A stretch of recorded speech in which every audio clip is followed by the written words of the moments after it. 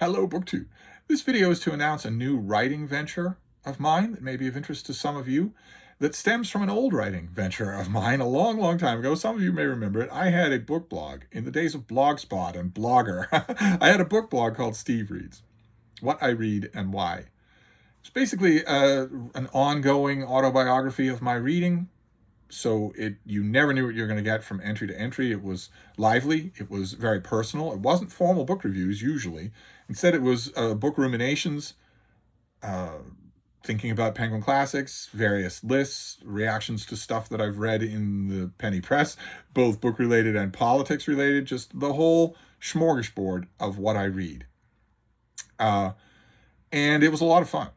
I love that old Steve Reads blog. Just loved it. I look forward to writing it every day.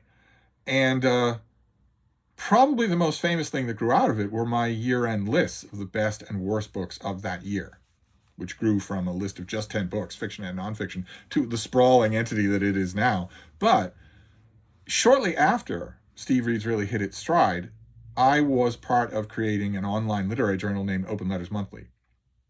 And I did a huge amount of work for Open Letters Monthly, poured work into Open Letters Monthly. And that took time away from Steve Reads. And then we moved Steve Reads, the blog, over to Open Letters Monthly to be one of its on-site blogs. But there was so much work to do for Open Letters Monthly. There were so many books to get in and get out in the mail and also review myself, that Steve Reads started to be relegated just a bit. And then, as Open Letters Monthly gained more and more of a profile, the rest of the world came calling. The dinosaur media, the other venues, came calling. And once again, after a lapse of a quarter of a century, I was back in that world. I was back in the world of pitching and running reviews for all kinds of venues. Some very minor, some very major. And that was a lot of fun, but that also took up time, and that expanded as well. Suddenly I was writing reviews in lots of places, but I was also writing and editing for Open Letters Monthly, and also down the line, I was writing columns, book features, book filler content, and for other periodicals, and also editing and writing a book column from time to time. And that became my writing life. From time to time, readers would tell me that they missed that old Steve Reads, because one thing that happens once you enter into that kind of a life, where you're writing for different venues and whatnot, is that you may develop a readership. You'll always have readers, because they'll be reading that periodical, or they'll be reading about this certain book or that certain author, and they will find you. But over time, if you're lucky, if you have an individual voice, you have something valuable to bring to the table, you will develop a readership, which is people who want to read you. And they will go wherever they need to find your writing. And over time, in writing in America and overseas, I developed a readership and was very happy about that. Very, very happy about that. Never took it for granted. Lots and lots of periodicals, big and small, would hire me to run a piece or maybe two pieces and notice in pretty quick order that their page clicks and their subscribers were going up because of my readership, because my readership had found me. I'd put out word to them privately that, hey, I'm in this journal, and with any luck, I will be in this journal in the next 6 months. That's a singular honor to have a readership. And every once in a while, I would hear from that readership that although they were loving herring all over creation, finding the latest thing that I was doing wherever, they missed that old, more personal touch of Steve Reads, where it was my personal reactions to what I was reading. They missed it. They understood why it didn't exist anymore, because even the most wealthy venue in the world, they might want your review of the latest Jonathan Franzen, but they do not want your latest 1,000 words on your last rereading of Northanger Abbey. They're not interested in that. No offense meant to you. They just don't want to run it. That's all. And that's the tip of the iceberg. Most of the things that would appear on a literary journal of some kind, a literary personal journal of some kind, are of no interest to paying venues. And the paying venues are fewer and fewer. They're thinner and thinner on the ground. And I knew all of those factors. And I'd also been apprised with them by writer friends of mine, one after another, saying, I want to write a lot, maybe not as much as you, but I want to write a lot. about books and about reading and about stuff that's in the news. But there isn't any place to do it. And in the background, threading through those conversations with writer friends of mine, I kept hearing the word Substack and paying no attention to it whatsoever. And then recently, a few of the members of that readership and also a couple of individuals approached me rather forcefully to give that another thought. And one of those individuals visited and set up a Substack for me. Took care of all the practical details that we both knew I would not think about on my own. I would consider them too much trouble, and I wouldn't bother with them. Took care of all those practical elements and named it Stevereads. At first, that seemed absolutely common, just an absolutely sensible, common sense idea. Revive the name Stevereads. But I wasn't sure even then that I was going to revive the concept of Stevereads, that it seemed like it belonged to such an earlier era. But I tried it, and I quickly got back into the mind frame of writing Stevereads and loved it. I've been doing that for quite some time now for an audience of 3 people. And, gradually, those 3 people, one in particular, convinced me to stop hiding this under a bushel and let my readership know that this exists and is out there, and that they can buy it. That's the key thing about Substack, is that the Stevereads version of the Substack version of Stevereads is for pay. It's $5 a month. No levels, no tiers, no nothing like that. Just $5 a month.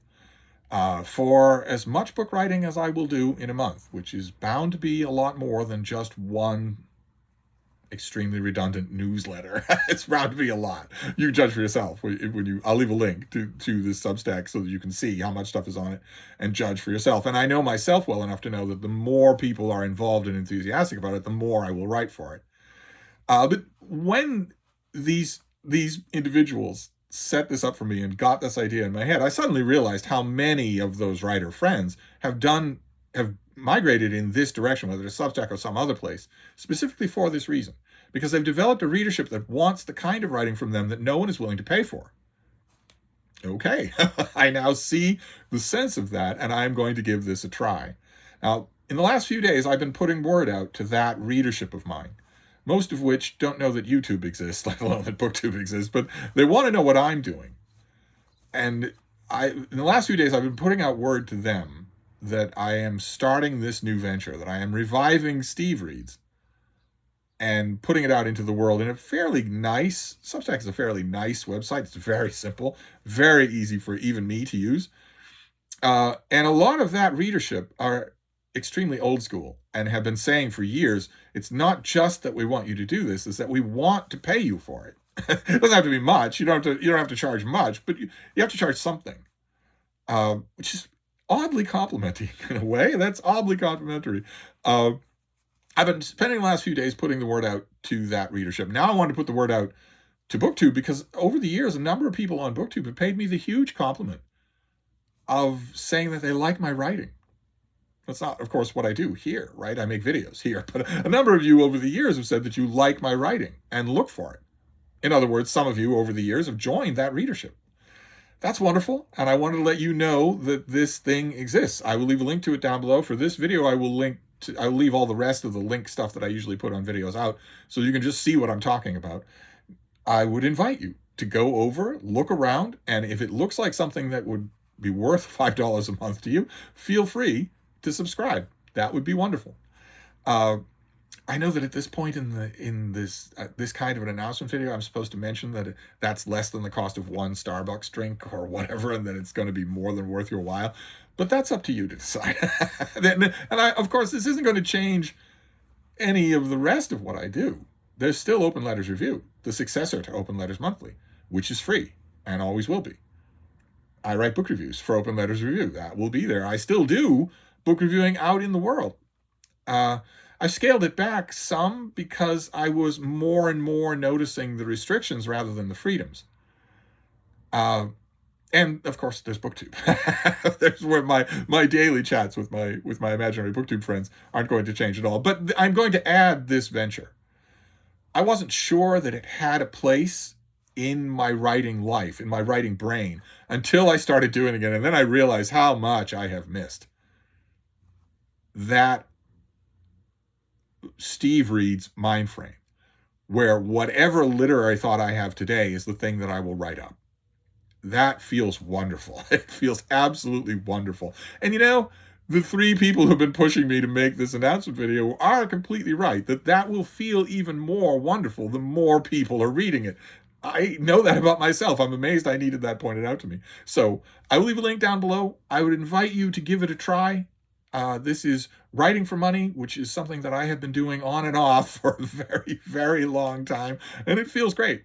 So I hope you like it. Those of you who give it a try, I hope you like it. I'm going to make this announcement video here, and then I think I'll add the link to this new Steve Reads in my block of links for every video, just the block of links that occurs on every video. And I think maybe I'll wait a week and then make another announcement video like this, just for the people who missed this one.